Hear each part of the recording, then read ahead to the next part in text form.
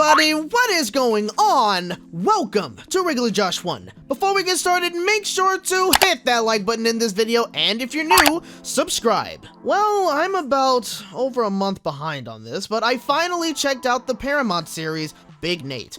I've always been interested in the series, especially since I know a little bit about the franchise.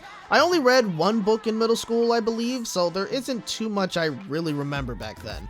For the show, I was only going in as a casual viewer. The trailers intrigued me enough, and even Nickelodeon aired some shorts from Big Nate as well, so I got a little taste of what the show was going to be like. If you don't know what the show is, allow me to give you a quick summary. Basically, it's about a boy named Nate Wright who is fairly rebellious and tries to prove his awesomeness to the world with the help of his friends at school. It often leads him into crazy adventures or detention. So far, the show only has about 8 episodes out on Paramount Plus right now. I'm assuming that we'll get more later on in the year. I was only planning on seeing the first 2 or 3 episodes of the show for the sake of this review, but I found myself watching all of the available episodes. I was honestly enjoying myself so much, I couldn't really stop watching the show. I mean, Big Nate is honestly very fun to me. I wasn't quite sure what to expect with this series, but what I did get was a cartoon that was funny, creative, well animated, and just overall fun. I couldn't tell you really how many times I surprisingly found myself just bursting out in laughter. There were just some moments that were pretty random and I had no idea what was going on. Now, I don't know if the books or the comics were anything like this, but to me, it all works. I really do love this animation. It's very unique for an animated series, and as I've mentioned in a previous video, we've only seen this style of animation in movies so far. In a way, it looks almost cinematic at times, which is pretty cool. Also, the show does feature some 2D animation, mainly when it comes to Nate's imagination. It's in the style of his comics, which I definitely remember from the books. It's a nice touch. Now, for the acting, I think the voice acting in this is pretty great. Yes, at first, when I did hear Nate's voice, I was kind of thrown off. I mean, I do find it interesting how sometimes when it comes to animated shows or movies, we have kids sounding like adults. Not in the way that they talk necessarily, but just when it comes to their voices.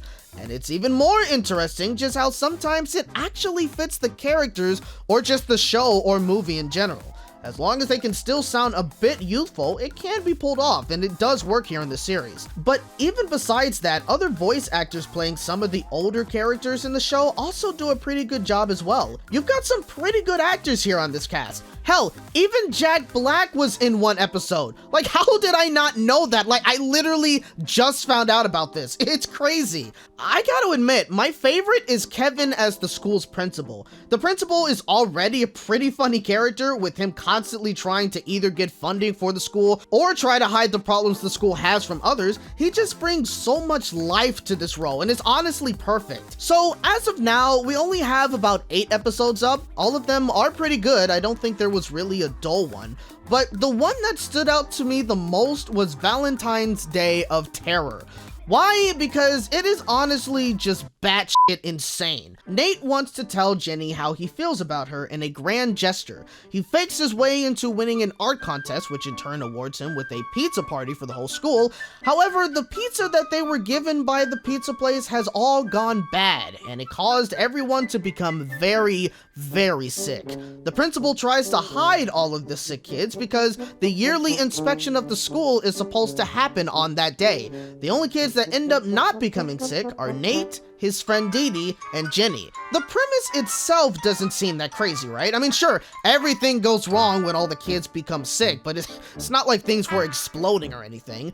However, what was crazy about this episode was just how they were showing off the sickness. When every kid at school got sick, it wasn't just a bad case of like stomach ache or anything. No, everyone was practically vomiting everywhere. Now, thankfully, their vomit in this for the most part just looks like green gloop, so it's not too graphic. But just the idea that you have all of these kids and adults in the school puking, with some of them even apparently puking so much that it fills up an entire room, like, holy shit. Anyways, I think Big Nate is a pretty good show. I've certainly enjoyed myself watching it. If you're a fan of the book series and the comics in general, I'm sure you will enjoy this.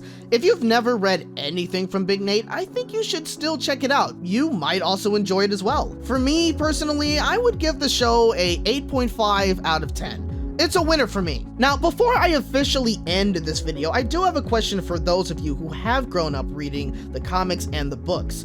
If you have seen the show so far, is it faithful to the books? Are the characters mainly the same from how you remember them, or are some of them different? Also, are any of these episodes based on any of the comics?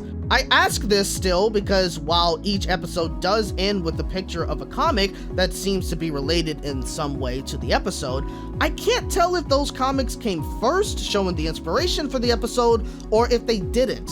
Big Nate's strip comics are still being made today, so it's possible that those are just new for the show, but I literally have no idea. If you guys liked the show and have your own thoughts on it, also let me know in the comments. And because, why not, which book series is better? Big Nate or Diary of a Wimpy Kid? You must choose your champion, but choose wisely.